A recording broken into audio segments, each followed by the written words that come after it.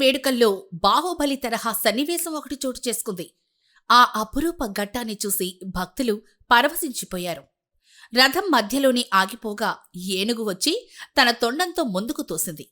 అనంతపురం జిల్లా ఉరవకొండ గవిమఠం శ్రీ చంద్రమౌళీశ్వర స్వామి బ్రహ్మోత్సవాల్లో ఈ ఘటన చోటు చేసుకుంది.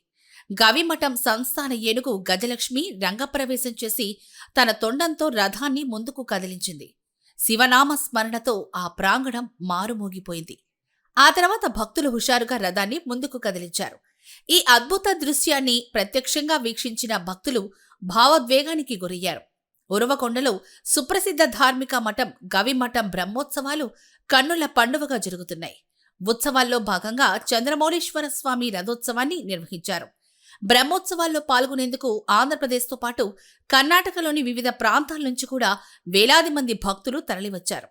మఠం ఏనుగు గజలక్ష్మి చంద్రమౌళీశ్వరుడి రథానికి ముందు నడుస్తూ భక్తులను దీవించింది.